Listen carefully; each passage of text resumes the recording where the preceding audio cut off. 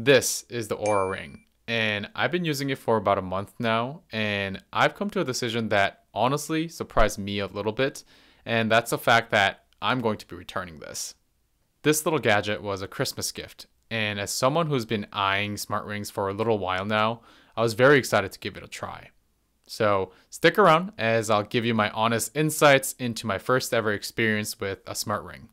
In case you're not aware of what an Oura Ring is, it's essentially a smart ring that helps you track your health metrics.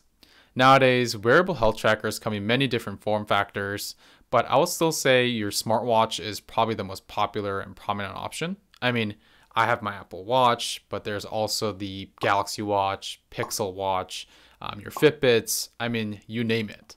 I will say though, smart rings are definitely another form factor that's gaining a lot of popularity these days. I mean, Samsung just had their announcements regarding their smart ring in their latest Unpacked event, although they haven't revealed too many details about it yet. Anyway, so when you go to their website to purchase the Oura Ring, you'll have the option to either input your ring size, if you already know it, or receive a free sizing kit, which is recommended and what I ended up doing as well. You get a box full of plastic sample rings of all sizes, and you get to try them before deciding on the size that you find the most comfortable. I will say try wearing the same size for at least 24 hours to get a good feel of the fit, since your finger shrinks or expands based on your environment as well as temperature.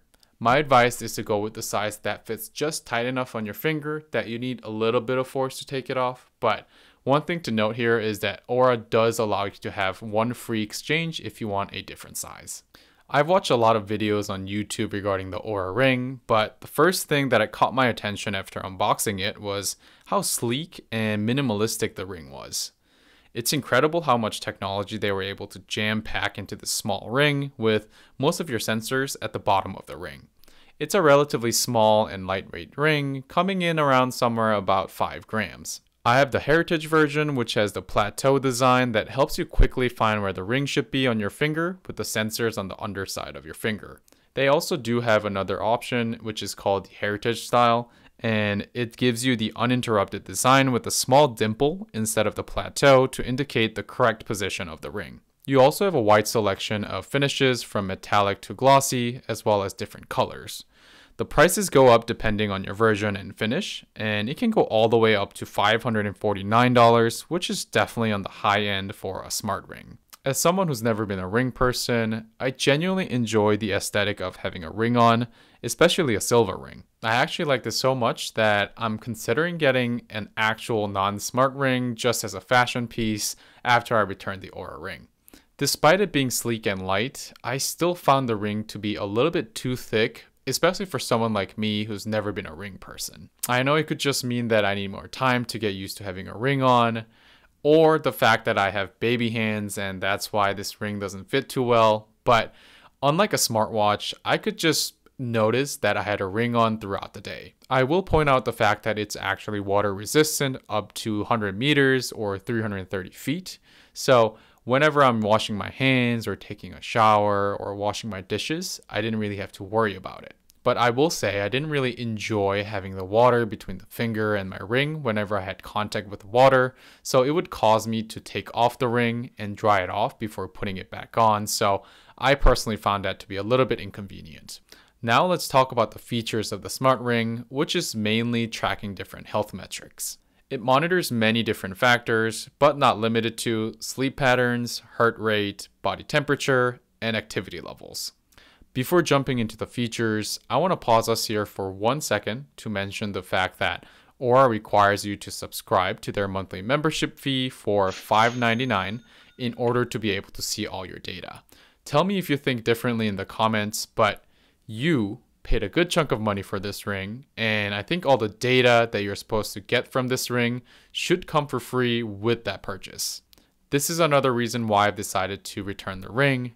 While $5.99 isn't too much to pay, I just couldn't justify paying a monthly subscription fee when what I'm getting from the ring just isn't enough. I will say though, I do love how neatly they present all the data inside the app that makes it easier for you to take a look at the most important numbers at a glance. You'll see your total sleep, sleep efficiency, sleep score, and many more, which you can also click into for more detailed data. The Oura Ring also tracks a decent amount of advanced data, such as oxygen saturation level. That could definitely benefit those who need them, but I already get this all through my Apple Watch, so you can see how it could be a little bit redundant for me. One huge upside of the Ring is the battery life.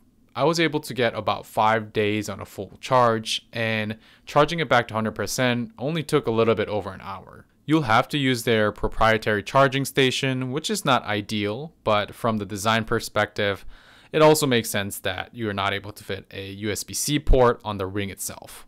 Outside of your sleep data, you'll also get your readiness data, including your body temperature, resting heart rate, and respiratory rate, which are all expandable as well. Lastly, you can check your activity levels, and these can also be synced with your Apple Health, where you'll find your calories burnt, steps taken, as well as daily movements. Another key downside that I want to point out here is also the fact that I can't wear the Ring when I'm going to the gym. While I understand that most people don't wear rings to the gym, so this is not something that Oura missed when they build their product, but I just couldn't help feel like the Oura Ring wasn't providing exactly what I was looking for in a health tracker.